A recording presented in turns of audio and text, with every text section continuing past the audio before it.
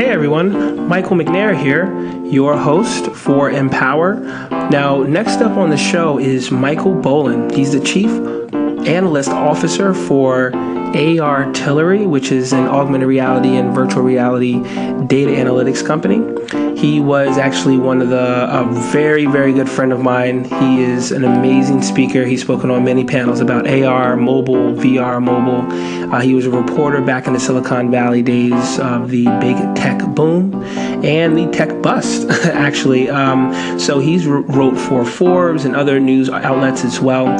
He's been in the industry for analyzing since even way before 2005. He stays close to mobile as well. This episode is powered by River Studios in lovely and sunny San Francisco. We are glad to bring you great information with great people to connect with. AR is changing our life. I mean, there's nothing in my head that doubts that. We are always looking for better ways to enhance the experience, from marketers to industry leaders, and from healthcare to social. There are so many different applications that are popping up now that a lot of people are trying to get in on in that industry, trying to get a piece of the market in some way, shape, or form. The best one will last.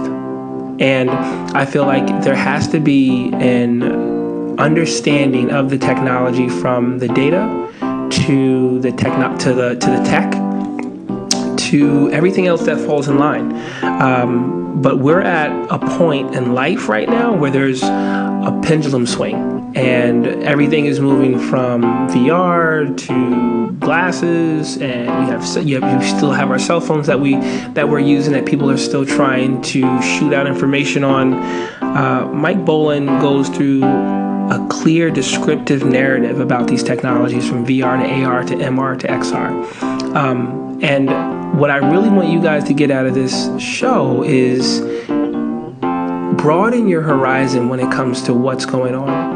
And then if you run a tech company, from data analytics to VR to AR to MR to haptic feedback to volumetric feedback, anything in that field that you feel like you can bring value to, do it.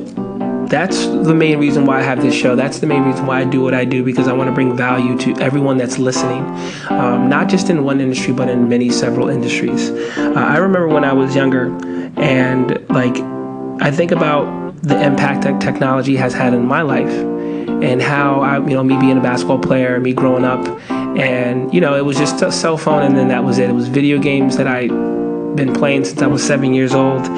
And I was able to gamify my life, right?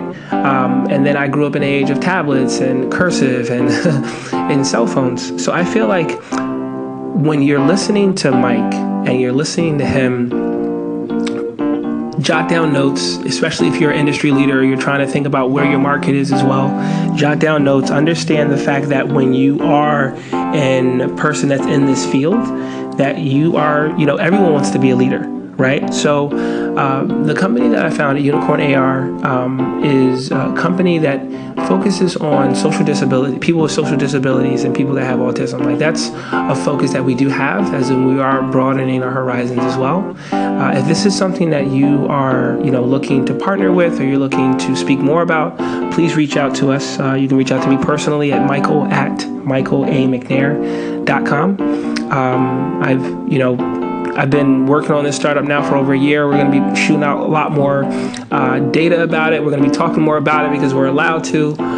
So honestly, this particular podcast for me was really good, because we were able to go all the way down, not just a macro level, but micro level, not just a qualitative, but a quantitative level when it comes to data. And at the end of the day, data is everything. If we're able to predict certain things, we're able to understand things better. So enjoy the show, and thanks.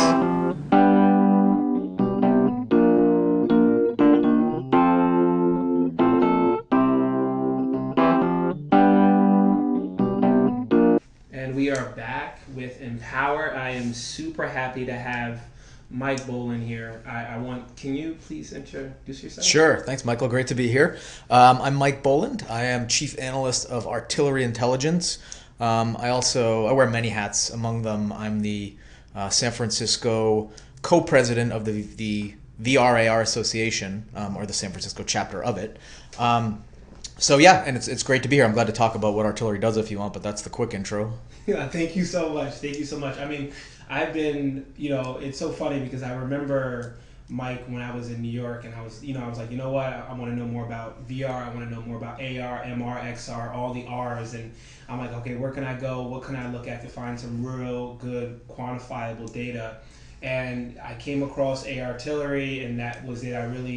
There's a couple other platforms that I use, but I mean, ARtillry is amazing. The way that you curate things together, the way that you put things as simply said is hands down one of the best that I've seen out there. So yeah, thanks. For anyone that comes in and wants to find out more about VR, AR, MR, XR from a data standpoint, and then moving that data into visualizations that work out really well, you gotta come to his website. You gotta check it out, and of course pay for the subscription. That's optional. A lot of the stuff is free. It's articles, it's data, daily insights, weekly newsletter. All that's free. If you want to go deeper, there's a subscription which gives you the monthly reports and data releases and other stuff like that. Perfect. So I kind of like to smooth into a few things. So I mean, where did you grow up? Maybe Sure. Some of your, a little bit about your background. So I grew up on the East Coast, kind of all over the place. I was born in Worcester, Massachusetts. Grew up most of my life in Rhode Island.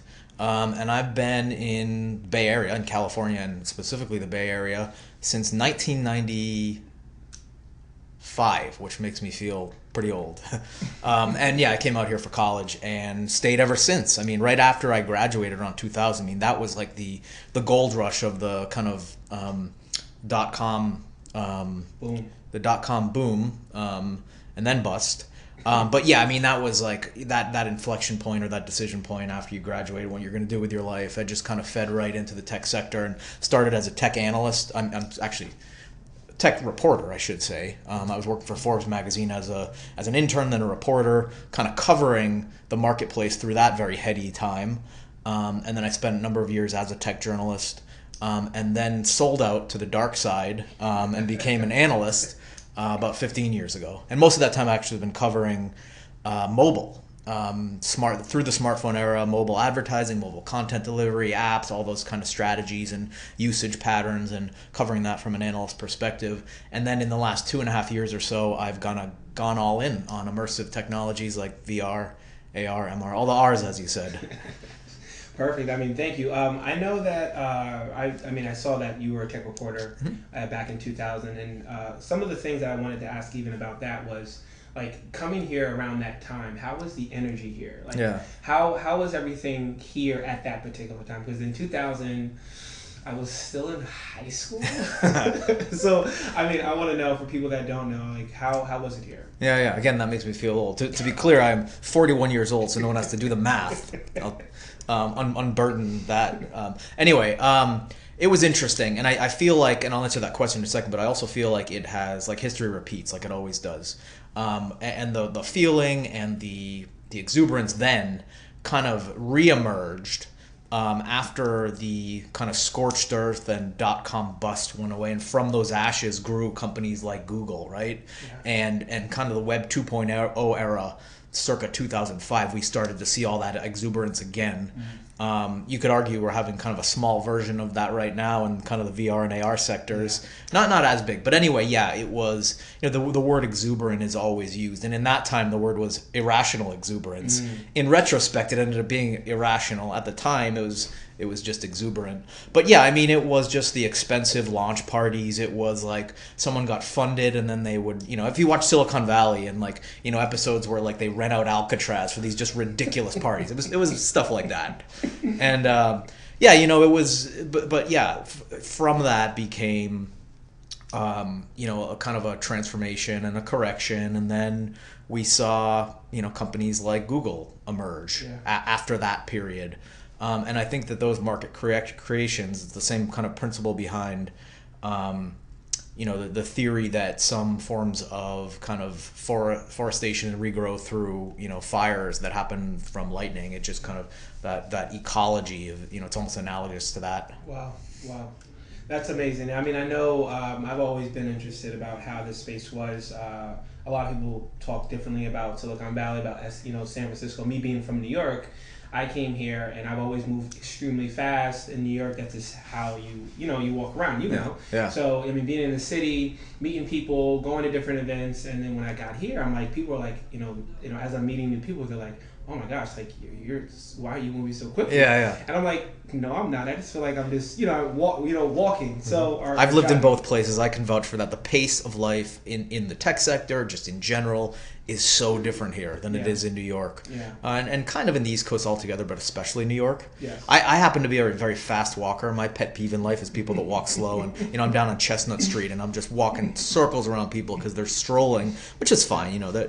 But I guess my point is, when I'm in New York, I'm still like walking circles around people because I just naturally I walk way too fast. Nice, so nice. So I hear you. I'm with you on the speed issue. So I always like to ask this question: are you a right brain thinker or a left brain thinker? So I would say probably left. Left brain is when you are more analytical, and you're kind of people that are right-handed or left-brained and more analytical, where artistic people are left-handed and right-brained, correct? Yeah. Okay. So I would say left brain, right-handed for the most part. And, a lot of people are, I guess it's kind of changed because now I'm known as more of an analyst, but my family, my parents, all kinds of people that look at me and they tell their friends what I do and they say writer. And every time the word writer comes up, which is true, predominantly what I do is publish a lot of words. And the term writer seems to have a connotation of, being creative. And, for me, I think good writers, whether you be a writer the kind that I am, that is publishing lots of narrative insights, or if you are a reporter, I feel like that takes a lot more of like the mechanics of good writing, the mechanics of good reporting.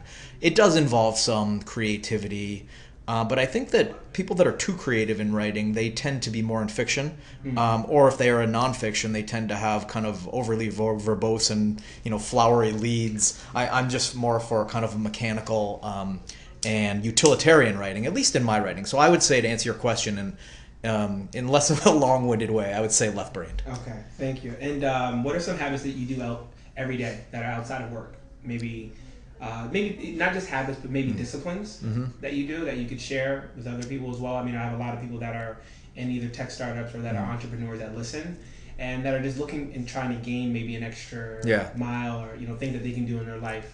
Sure. So I have always been an avid amateur photographer. So I'm very much into photography. And from there, again, like taking that kind of more analytical left brain, right-handed kind of approach towards that. I think photography is similar in writing in that way, but maybe more towards the artistic side. But photography is interesting because you need a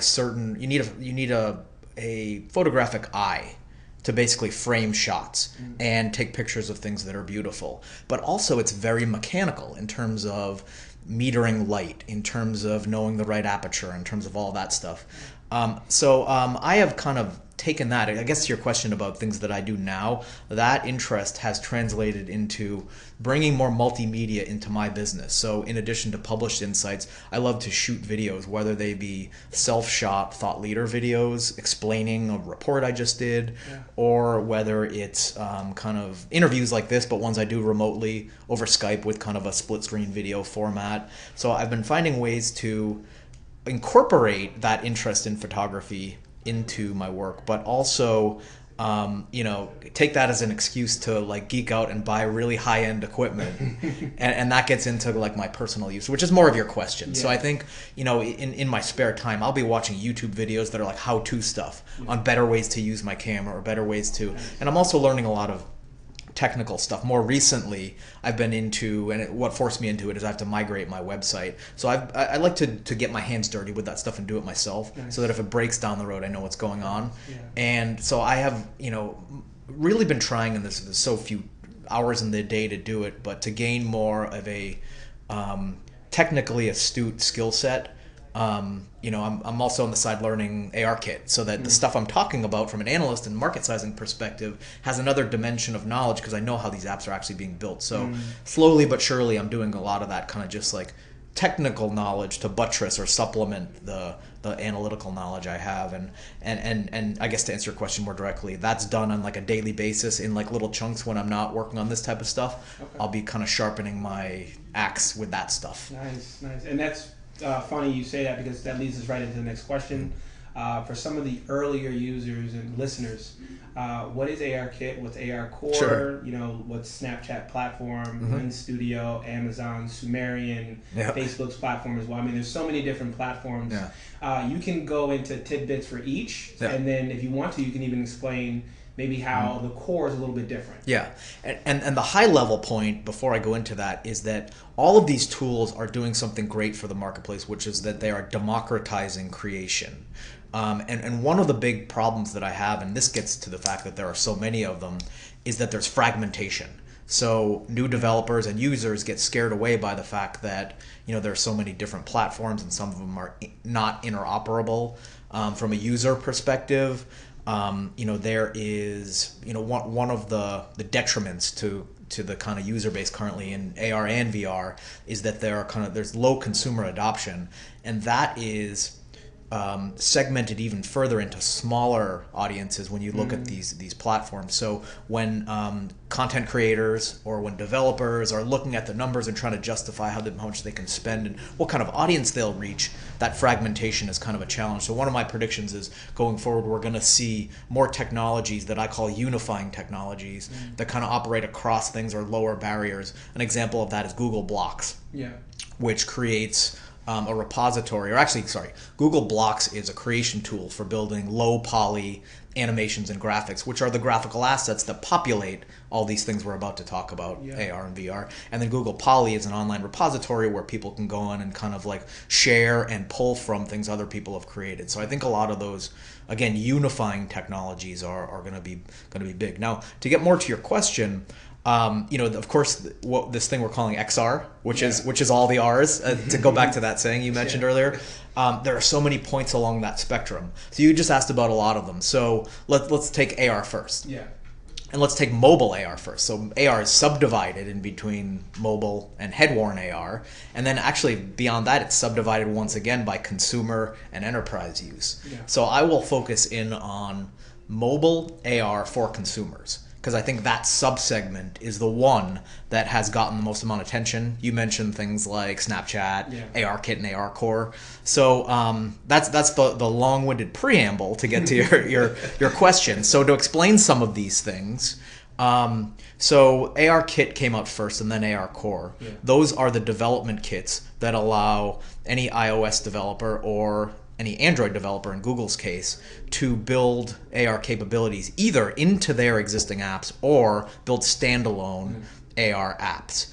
And the beauty of that is it kind of lowers the barrier, because before they came along, what was required to build kind of true functional AR that, like, we're talking graphics that it's not just kind of like a 2D overlay on your field of view, but ones that can, like, they do plane detection, which is what it's called, and SLAM, which is simultaneous localization and mapping, which it surveys the space with the phone's camera, and then with the kind of sensor calibration, all of the kind of innards of the phone say, okay, that's a table, and we can put something on that. So your animation actually is dancing on the table. There's still some things missing, like occlusion, which means it can kind of go behind my laptop here, and and wall detection, horizontal, vertical plane detection, which ARKit just announced. But anyway, beyond all of those technicalities, those were all the types of things that AR app developers previously had to do in more of like a homegrown way and in a one-off way. So you have this very kind of like disparate pockets of innovation of people building things.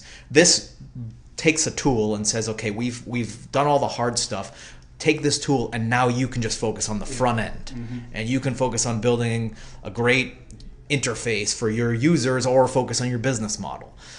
So that's been a great kind of advancement of the overall mobile AR space. And that's everything I just mentioned goes for ARKit from Apple, ARCore from Google. You mentioned Snapchat. There's also, everyone looks at Pokemon Go when they talk about AR in kind of a mainstream format. I'll mention those briefly because I think there's kind of a debate out there about whether or not they are true AR Remember I mentioned true AR as in like it can knows the table, like something a graphic can Yeah. be on the table, know, and just kind of have the dimensions of the room and overlay things accordingly. Pokemon Go, which really put AR on the map, doesn't do those things. Yeah. So everyone, purists, are saying that's not true AR, and you know what? Technically, they're right. But my contention has always been it doesn't matter if that's true AR or not. It's been the kind of gateway drug that has acclimated the masses, Yeah. so that when true AR does come out, they've been warmed up a little bit, and I think that will accelerate the adoption we need to see. And what to you is true AR? So true AR is still not really here yet. And true AR is what some people currently refer to as MR, as mixed reality.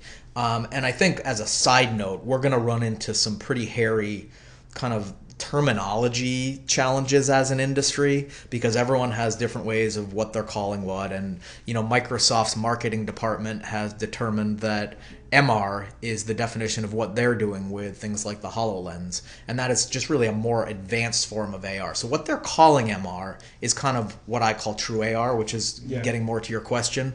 And that's when you have, it's similar to the aspects I mentioned that ARCore and ARKit have in terms of plane detection, in terms of knowing your surroundings, but it is just a much more advanced form of that. So the things that ARKit and ARCore are doing are getting towards true AR, but they are a very primitive form of it. So for example, as I mentioned, they don't have vertical plane detection. So they know horizontal surfaces. They can see this table, but they can't see the wall. That's actually not going to be the case in the ARKit 1.5, which is coming out soon. And what that does is, if the device doesn't know where the walls are, they cannot really kind of get the dimensions of the room. So popular AR apps like BMW's iVisualizer, it plops a brand new BMW right in front of you in the room, and you can walk around it, and you can change the color and look at the interior, and that's great. But sometimes if we put it in this room, which for those of you listening is probably like 10 feet by 8 foot, it's a nice little studio here, it would just cover both of us, and it would kind of go beyond the walls, and it would, instead of scaling that correctly and putting a smaller version in like a place right in front of us where we can both look. So some of those, that gets a little technical, sorry, but some of those kind of scaling challenges and really that gets down to the mapping and the localization, which are the M and the L in that acronym SLAM. And the localization is something that will advance, and that gets to the true AR we will see as these things develop. So what about as we get more into like with AR, MR, XR, like spatial computing and computer vision, things of that nature? Yep. Where do you think that is? I know that's the behind the scenes, a little more underlying. So like applications that are going to be coming out are more like HoloLens that does that as well. Where do you think we're going from there in the next say decade? That's a great question. So I think that computer vision is an important point to bring up. Computer vision is the term for a lot of the things I was describing, like when the phone or whatever device we're talking about is getting a map, essentially, or a point cloud of its surroundings before it can properly overlay the graphics. So that's kind of computer vision. And I think it's interesting because this overlaps with or parallels the technology that's being built in a separate industry, which is autonomous vehicles. So autonomous vehicles need to do that same thing. In order to drive down the road, they need to first sense where everything is in very granular fashion. So I think that's going to be great for AR, because this is an industry with very deep pockets that is looking for new innovation, that is looking for ways to kind of be part of the next generation of cars that they sell and to be competitive. So they are spending a lot of money on their R&D to improve that computer vision. You have Tesla doing this, but you also have kind of like Detroit auto manufacturers like Ford and others that are doing a great job. Yep, exactly. So I think a byproduct of that is better computer vision technology that will spill over into the world of consumer AR. And that's going to be awesome when it happens. Now, you mentioned kind of where is all this going. That I'll go back to that car example. I think that in addition to the way we think of AR, which is either with glasses on, either at work in a manufacturing setting or in a more like consumer recreational setting, just kind of having glasses, or as we've been talking about, the phone as the form factor. I think another kind of form factor for all this is the car, which is, I guess it is a mobile device if you think about it, but the car, to have an AR interface on top of the autonomous driving, to be able to, for the driver or for the passengers, be able to overlay information, whether it be on the windshield or whether it be in other places, information about surroundings. Because you think about it, there's probably a high demand for information when you're driving around, whether you're looking for something to eat, whether it's directions, there's a lot of use cases where that kind of AR proposition of informational overlays kind of happens in the car. And especially when we get to the day where autonomous vehicles are ubiquitous, there's an important question of what are we going to be doing when we're no longer driving in the car. We just bought back an hour a day, and that is going to be a media gold rush, because when you think about all the media that fights for our attention, it's television, it's radio, it's newspapers, it's mobile devices, it's online stuff. And, around 2007 with the iPhone, there was an inflection point because that fixed pie grew. Because now you have media in front of you when you're like waiting for the subway or when you're doing, this or that. So we're going to hit another inflection point in the age of autonomous vehicles where we have all of a sudden, the average American commute, I think, is something like 48 minutes both ways. That's 2 hours a day on average. That is now opened up for media delivery. So some of that will be AR, and it'll be through, driving around and getting overlays on the windshield of, cool things you can see or do. And some of it will actually go to VR, where, you're in the car, it's a form of entertainment. They're actually working on that now. I've seen a couple different, media. Well, sometimes when the media puts it out there, it's far off. But they're trying to work that in now. It's funny and it's so hilarious. I think Mike's looking at my questions because every single time he goes into a copy, I go right into the next one. It's so funny. You spoke about this before. You talked about how in 2007, the iPhone. You talked about even earlier with the trends, the data trends between Motorola as well. I saw your talk on YouTube about it. So, how is that correlating to what's going to be happen in the next 5 to 10 years with the trends? So, and what are companies looking at this? And from a consumer standpoint, what can consumers look at when it comes to the trend? There is a trend coming, right? Because that's what history says. Absolutely. So if you can speak a little more about that. Well, absolutely. What's driving this, I think, are the tech giants that are tackling AR and VR, and they're building products. As we talked about, Google came out with our AR Core, Apple came out with our AR Kit. And it's interesting, when you look at all of these tech giants that are kind of driving at this, they're all doing it for different reasons. And the one common element is the reason they're driving towards it is to protect or to grow their core business. So if you look at Google, its core business is search, right?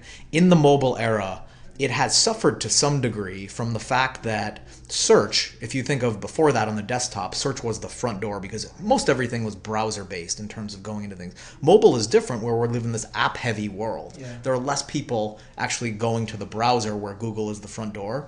So they have actually, their search kind of growth in volume has gone down. That's affected the bid pressure, which rules their CPC. So in the kind of smartphone era, have had trouble with kind of dropping cost per click, which just feeds right into their bottom line. So they see that as they now see AR and VR as another consumer touch point to counterbalance some of the losses that I just mentioned. So for example, one of Google's plays in AR is something called visual search.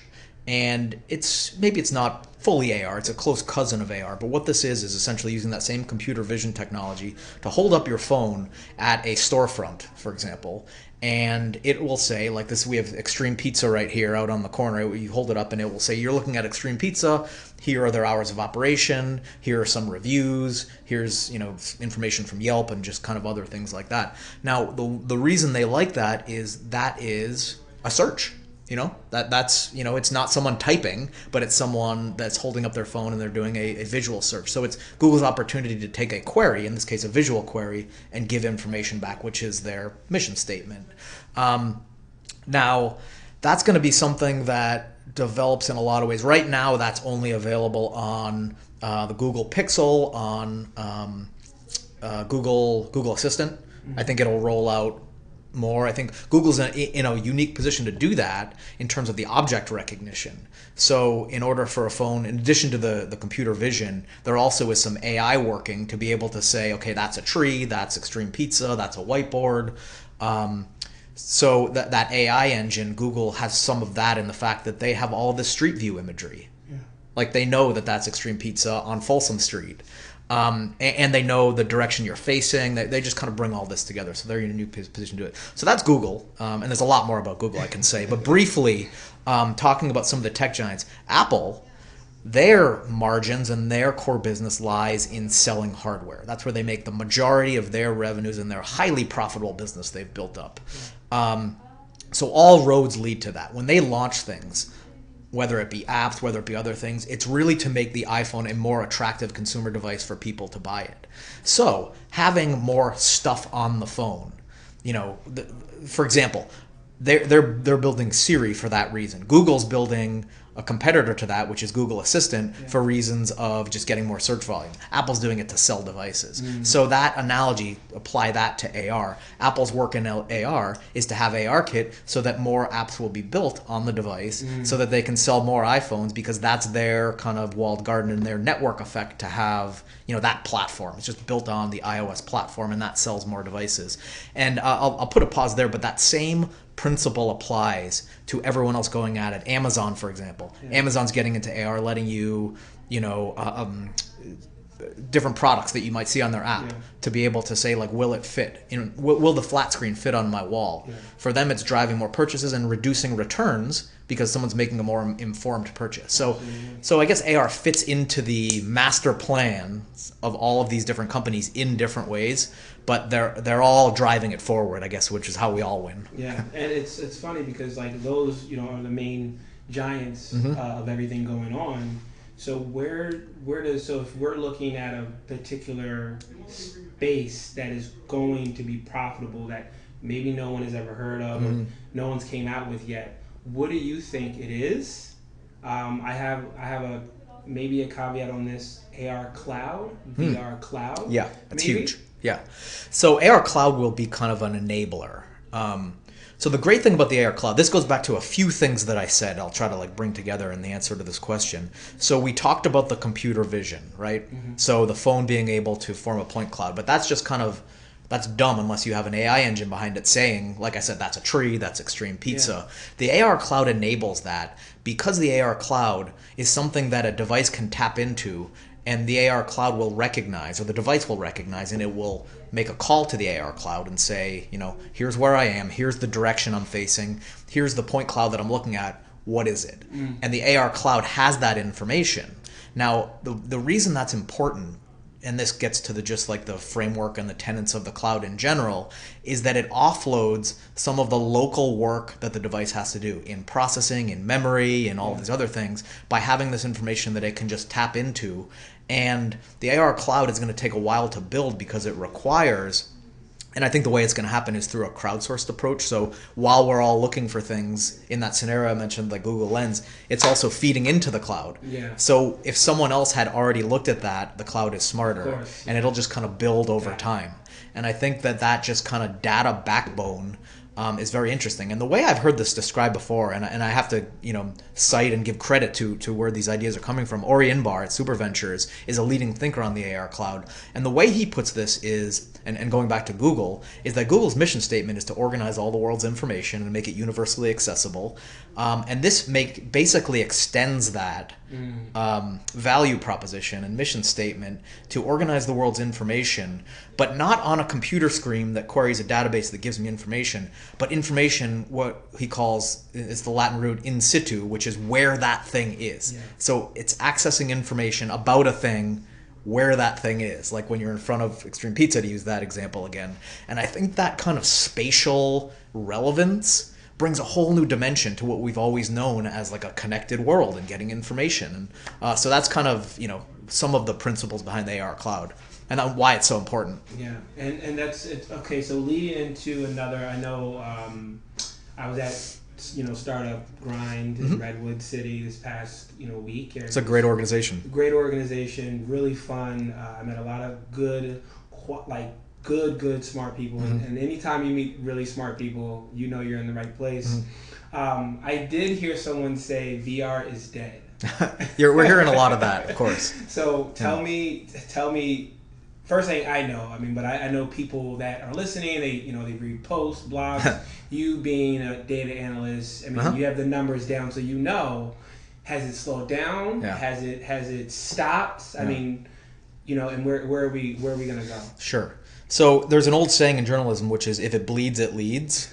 So I think people love using, that's dead. I think another thing we often see is the term killer. Like when something comes out that's like a new local search app, it's a Yelp killer. Yeah. So that's that if it bleeds, it leads thing. So people like to say that, and I think that that statement is a little overblown, but it could be, and you can make an argument for that statement that VR is not dead, but the idea we all had in our head in late 2016 through the early 2017 that VR is just going to be everything, and all Americans are going to have an Oculus Rift in their living room next to their TV. That idea is dead. So I think that VR is not dead, but it's really just a classic correction. It's a market correction where the level of exuberance behind it has kind of scaled back to more realistic levels. And here's the way I like to look at it. So if you look at the economics right now for a high-end VR rig, if you're looking at an Oculus Rift, it's now I think the price keeps dropping.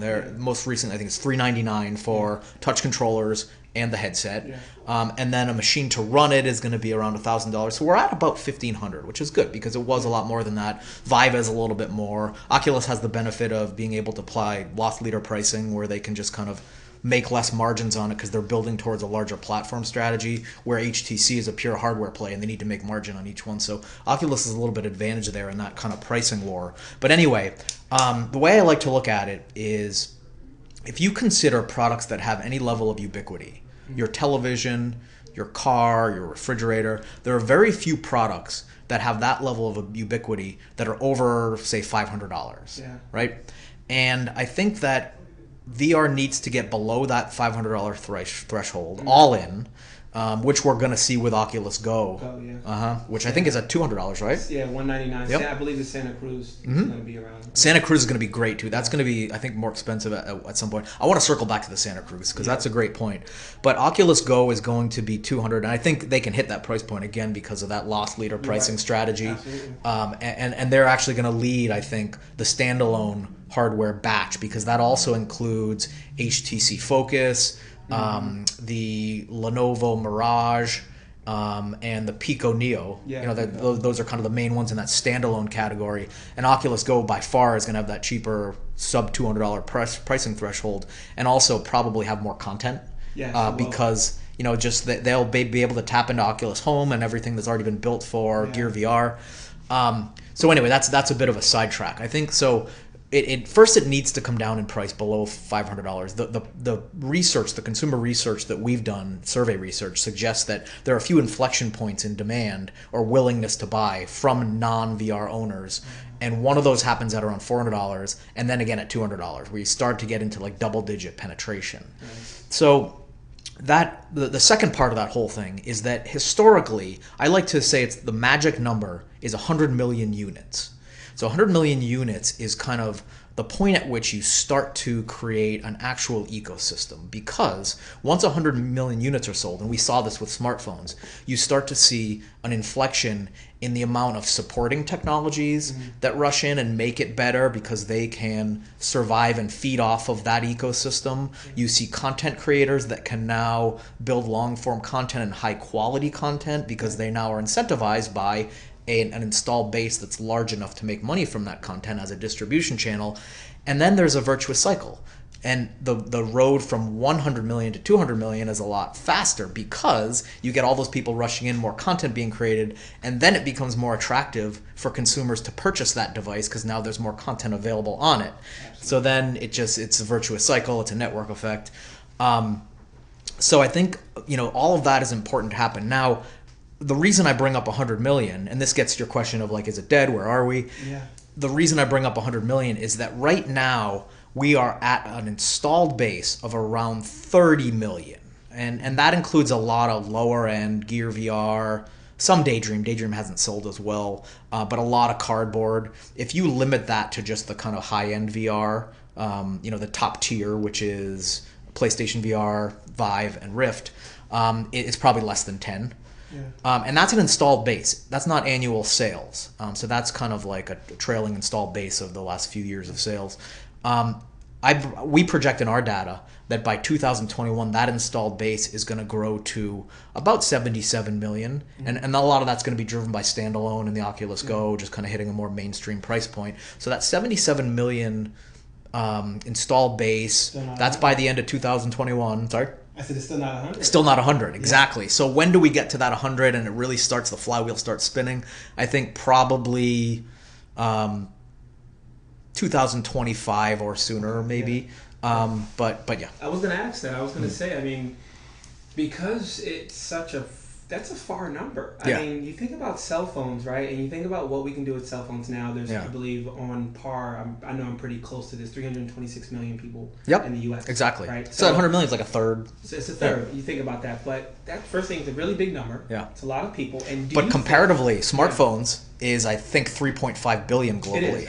Globally, yes. I mean, are we ever going to hit another 100+ million mark with any device? Yeah. Think of it, right? So if we're talking about headsets, we're at 30 million give or take with your analytics.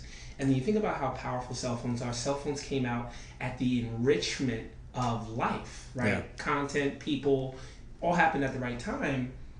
And because VR is a very old industry, 50 years old, maybe plus. So are we ever going to get to that 100, 200 million mark with any other device? I mean, wearable eyeglasses with Intel now, View 6. These other companies. That's. I think the answer is yes, but there are a few caveats or factors that are going to need to be in place. So if you look at smartphones as an example, that is an all-day device, so it can be justified as one of those. Remember I said there's a few things that are that level of ubiquity that are over $500. You can get into that small club by being something that is so vital to people's lives that smartphones have become, because it's an all-day device. Now, if you look at VR, it's not an all-day device. The amount of eligible hours, if you're an employed person with a family or how many it fits into that media pie, like along with television. I mean, it's like, so it's something that is maybe 30 minutes a day. I don't know what the average is going to be, but I think that it's really a matter of like share of time per day. That formula is going to impact that. So products that fit into a small slice of that, probably not. Products that are all day use, which AR glasses have the potential to be, they're still very much kind of stylistic, cultural barriers, but at least theoretically, it has the ability to be a justified purchase to get up to that level. In a mainstream sense to 100 million, because it's something that can provide value all day long. And another thing that I think is important there is there could be a substitution effect. So this is what Magic Leap tries to communicate as their value proposition. Like, this is going to be a premium high-end thing. And they haven't talked about pricing yet, but they've alluded to the fact that it's going to be on the level, the lower end of their kind of headset tiers. It's going to be on the level of a high-end smartphone or tablet. So we're talking like 1K.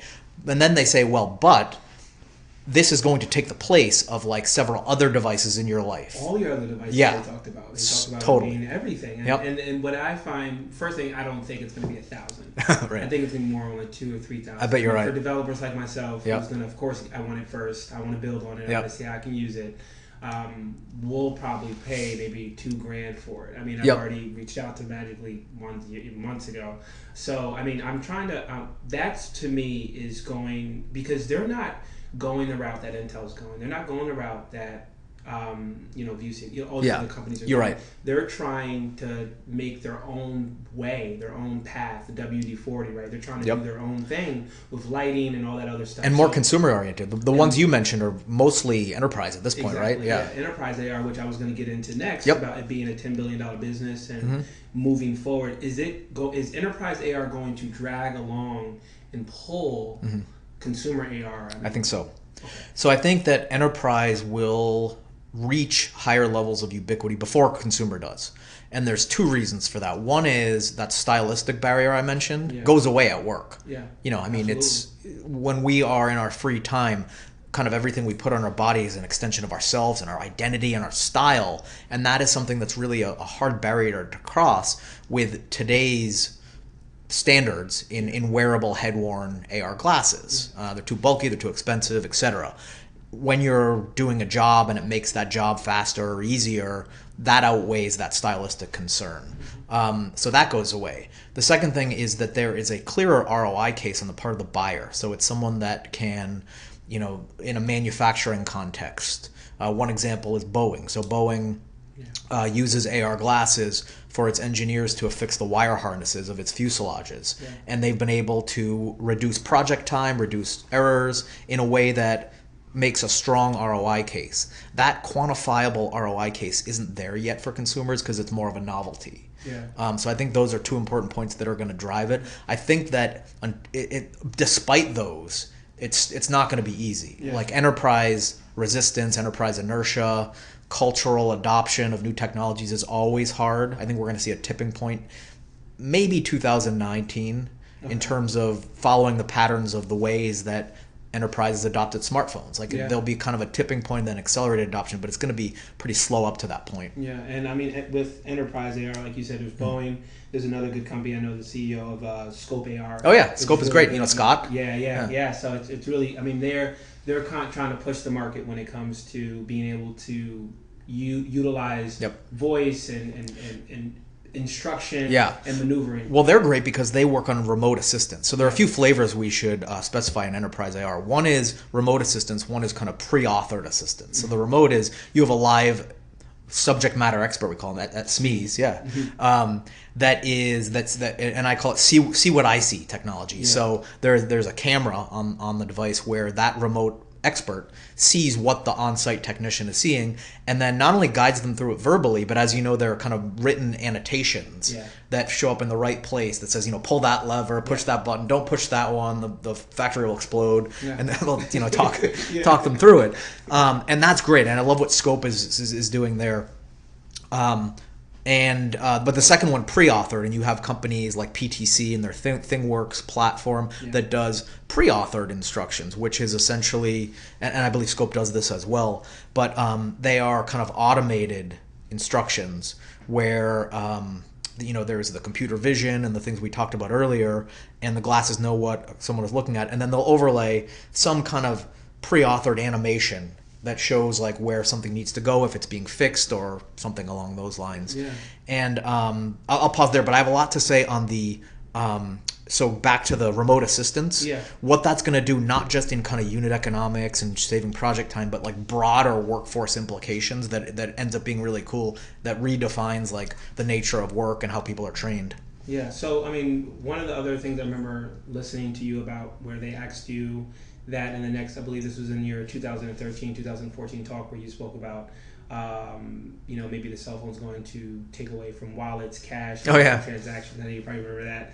You basically said no, that that you didn't think that was going to happen at that point. In context between VR, AR, XR technology, how painful does it have to be in order for people to adopt? Yeah, that's a great question. And like, if I remember that kind of construct that you're talking about as background, I was skeptical about mobile payments because they weren't solving a pain point. Like no one was ever, have you ever heard someone say like, my credit card is such a pain in the butt, it's way too heavy, it weighs like 5 microns and it's taking up too much space in my pocket. Like it was a classic solution in search of a problem. Like, yeah, sure, I mean, I use Apple Pay at Walgreens, it's great, but it's like, it needs to be, this is what Dan Bricklin, who invented VisiCalc and invented the spreadsheet, essentially said. Something needs to be 100 orders of magnitude greater. That's wrong. It needs to be 2 orders of magnitude greater, which is 100x, for someone to change what they're doing. And that is amplified when what they're already doing, the previous thing, isn't really broken. So that brings up a good question of, when applied to AR and VR, does it possess that same solution in search of a problem? I don't think so. I think in certain cases, yes. It's interesting. I was watching, I don't know if you saw it, but at the Code Conference this week, NBA Commissioner David Stern and Ronnie Abovitz, who is the founder and CEO of Magic Leap, were on stage being interviewed announcing their new partnership. And it's interesting. There are a lot of very cool things about that and what they're doing. Essentially, they're letting people with Magic Leap have different kind of viewing angles of, if they're watching a game on TV, it allows additional screens, additional stats, additional information, or you can look down at your table and have like a skybox view of the game happening. Yeah. Really cool stuff. And they were explaining a situation where this is better than VR because of the pass-through vision. You can get up off the couch and go in the kitchen and get a beer and talk to your friends and all of that. And I thought that Peter Kafka, who was the interviewer, brought up a very good point, which is, yeah, that's all cool, but no one is saying that watching the game on your couch with a beer on your giant flat screen TV with all your friends is broken. Yeah. So I think that's an important point, and it's a question that hasn't been answered. Yeah, I really liked that interview. I watched it through. I made sure, because I've been following them for a while and really interested about what they're going to do. And and you're right about that, and that's why I wanted to ask that question, because like you said, I remember researching the guy who you were just talking about, who made the Excel spreadsheet. Oh yeah, Dan Bricklin. And just think about all the other contexts in which that happened, right? Accounting and all those things that went into place to being able to do that with that one particular tool. Yeah. That now has subsetted into many different tools. Absolutely. Right? So for the cost of an Apple II, a printer, a monitor, and that program, people that were doing things like financial modeling or desktop publishing, the thing would pay for itself in like a week. Seriously. And it needs to be that much of a difference from what was before, and financially grounded.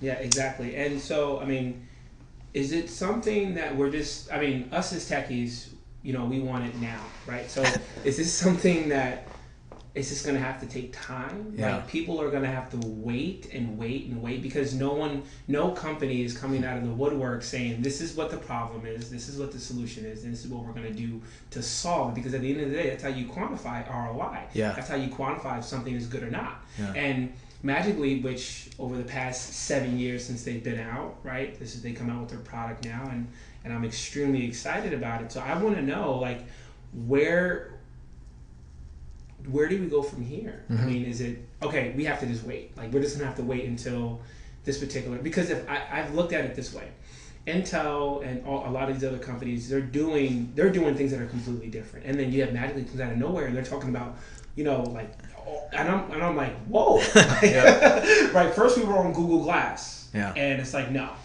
right? And then we're talking about Intel and all these other companies. So where do you think, is it just time? I think it's time, and I'll answer that in two ways. So in the enterprise, it takes time to kind of chip away at that enterprise resistance, as I said, but also kind of the grassroots support. So one of the mistakes now is that people selling VR and AR solutions for the enterprise are going into like the CTO or people with titles like, emerging technology lead or something like that. And those are the most receptive points of entry. And then it just never leaves the walls of that department. Mm-hmm. So I think that the grassroots support, it's a harder path, but going to the actual operational business units that are proposed to use it and get their support, and that grassroots support from within the organization, then you have pilots and you have slow adoption. And I think that's going to take a while to break down that cultural resistance. And like I said, there'll be a tipping point that follows or be analogous to the path we saw smartphones take in enterprise adoption. I'm saying that tipping point could be somewhere around the end of 2019, where the floodgates open. And I think that once you get those proof points, that first one kind of gets deployed, subsequent deployments get easier and easier because people get used to it. So that's enterprise. In consumer, it's interesting because it's, you mentioned like we're techies. I always like to say it's the Silicon Valley effect, which is the stuff that we're all looking at and exciting about and even designing around isn't necessarily in tune with 90% of the population. I always like to say, like, if it's something I can explain to my mom or hand to her and she'll use, it might be a winner. Like, and that's just the ultimate litmus test. The same thing. Yeah. And she's not the target market, but it's like an extreme case just to see if something will make sense for mass market appeal. But I think that it's interesting. In order to kind of get there, I think it's a matter of time. I think that you mentioned Magic Leap. I think that they're doing very interesting things, of course, and it's going to be a matter of what the use cases are and the apps that are developed for that that really drive it. I mean, content is king. That remains to be the case over many forms of media. You also have pricing pressure. I think Oculus Go, as we talked about, coming down in price, will start to kind of get that ball rolling. I think it's really it becomes viral. I think one of the challenges that companies like Magic Leap, or really anyone in VR or in AR have from a marketing perspective and appealing to the masses, is that they cannot demonstrate what their product is like without putting it on your face. And that is a high bar to cross from a marketing and sales perspective, because they can't do that demo for everyone in America. So it just takes time for like your friend to own one, and then you try it, and I got to own this. So that's just going to take more time, as opposed to other products where they can be more demonstrably communicated in a TV ad, in a demo, or things like that, as opposed to needing to put one on every person. So this is just like the Silicon Valley episode. Sorry, I keep referencing that show, but you know, their product, it was like one of the builds of Pied Piper they had was like off the charts. All the engineers loved it, but then they put it out into the market and it fell flat because no consumer understood it. So then there was this focus group, and Richard Hendricks, the CEO, busted into the focus group, and he was like, "What are you guys talking about? This is great." And he ended up spending the rest of the day explaining it. And then they were all like, "Oh, this is awesome. Now we get it." Yeah. And the moral of the story is that's great, but you can't build a product that it takes 4 hours to explain to someone before they get it. Absolutely. And that's analogous to the problem with a lot of consumer AR, like things like Magic Leap. Yes, it's amazing, but you only truly get it when you are able to put that on someone's face, which is going to be tough. Which is an unbelievable, I mean, it's a good caveat. I know we don't have that much time here. I wanted to make sure I asked this question. Sure. I'm an entrepreneur. I run a startup. I'm just getting into VR, AR, XR, MR. I don't know what to do. Right? Where should I go? Where are some things that I need to see? Whether it's meetups, maybe it's publications. I want to get started. What should I do first? It's interesting. You brought up the parallel when we started this conversation to kind of like the heady days of the .com boom.